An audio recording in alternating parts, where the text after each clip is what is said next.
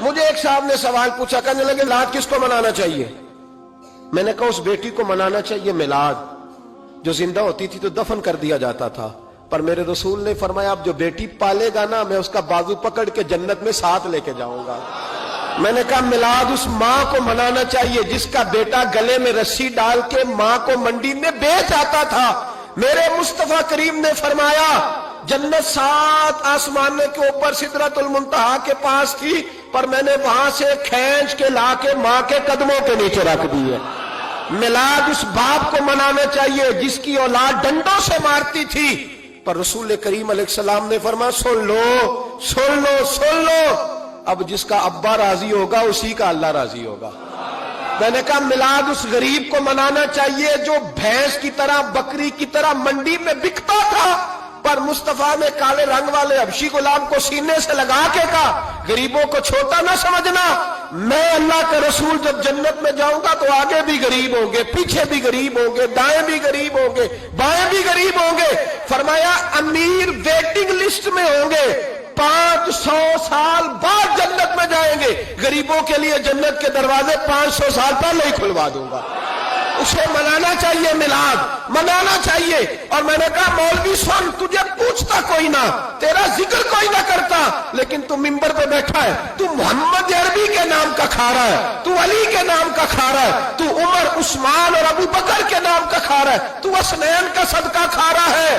تجھے نہ تیری کبھی کسی نے برادری پوچھی، نہ کبھی تیرا کسی نے ایڈریس پوچھا، نہ کبھی کسی نے تیری سند پوچھی۔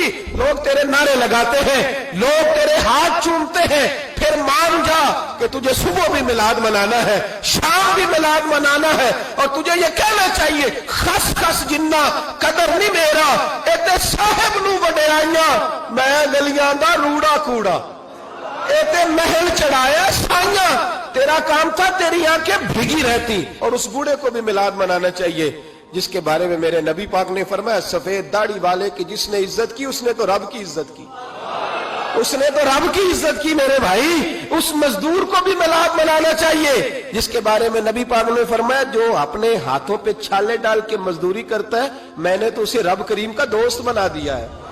ہر اس طبقے کو میلاد منانا چاہیے جسے میرے رسول نے عزت عطا فرمائی۔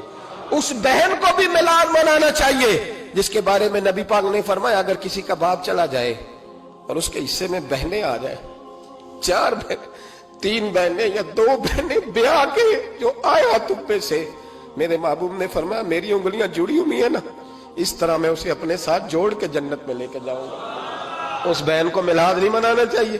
میرے رسول پاک نے فرمایا جس کی بیٹی واپس آ جائے، طلاق ہو گئی یا بیوہ ہو گئی، واپس آ گئی، نام بچ سکی، واپس آ گئی، فرمایا واپس آنے والی بیٹی کی جو باپ خدمت کرے گا، میرے رسول پاک فرماتے ہیں میں قیامت میں اس کا سفارشی بنوں گا۔ تو اس بیوہ کو اور طلاق یافتہ کو میلاد نہیں منانا چاہیے، وہ اس رسول کا ذکر نہیں کرے گی جس نے اتنا درجہ دے دیا، اتنا نواز دیا۔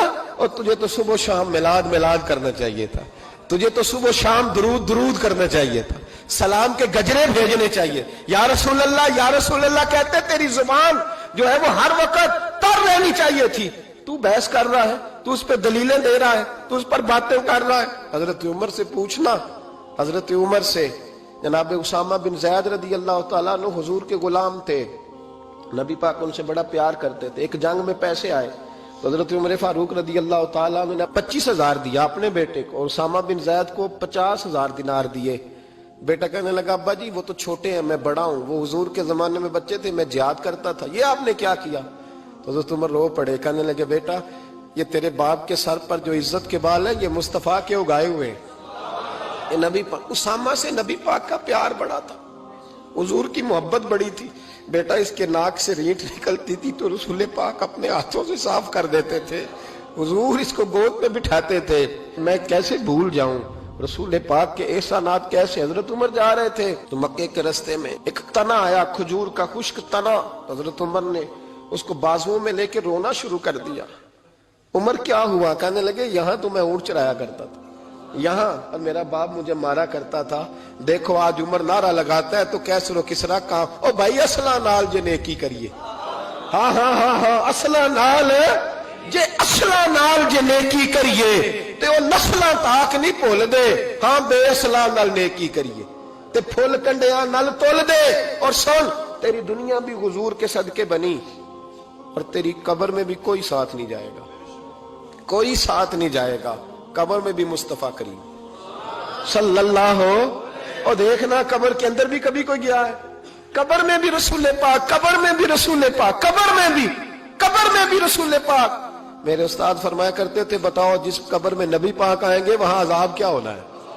जब हुजूर ही आ गए तो अजाब क्या होना है? नबी पाक तो जिधर से गुजर जाए रब वो जगह जन्नत बना देता है, वहां क्या अजाब होना है? वहां तो दीदार होना है। तेरी कब्र में भी नबी पाक। और हुजूर ने फरमाया मिजान अमल पे अमल तुलेंगे तो फिर भी मैं तुम्हारे पास हूंगा। हुजूर अलैहिस्सलाम ने फरमाया पुल सिरात से गुजरोगे तो फिर भी मैं तुम्हारे पास हूंगा। और मेरे रसूल पाक अलैहिस्सलाम ने फरमाया जब तुम जन्नत में जाने लगोगे तो फिर भी मैं तुम्हारे। तू बता, तेरे रसूल तो हर वक्त तेरे साथ है, तू कब कब नबी पाक के साथ होता है? तू बता ना, तू कब कब नबी पाक के साथ? मैं छोटे जलसे का कायल हूं, लंबी महफिल में गुजारिश करता हूं दोस्तों से कि लंबा जलसा ना करो, लेकिन एक जगह पे मैं गया तो एक बड़े पढ़े लिखे आदमी ने मुझे कहा मौलाना इनको समझाएं, आधी रात तक बिठाए रहते हैं, इनको समझाएं। मैंने कहा मैं समझाऊंगा पर आप भी जरा अपना लबो लहजा थोड़ा धीमा करें। तू तो पूरी रात नहीं नबी पाक के लिए जागा और मेरे रसूल तो सारी हयात तेरे लिए जागते रहे, सारी सारी रात महबूब ने। क्या कहते हैं बरेली के इमाम आला हज़रत फरमाते हैं उनकी महक ने दिल के गुंचे खिला दिए, वो जिस राह चल दिए हैं कूचे बसा दिए हैं, मेरे करीम से गर कतरा किसी ने मांगा दरिया बहा दिए, दुर्बे बहा दिए हैं। और अल्लाह क्या जहन्नुम अब भी न सर्द होगा? अल्लाह क्या जहन्नुम अब भी न सर्द होगा?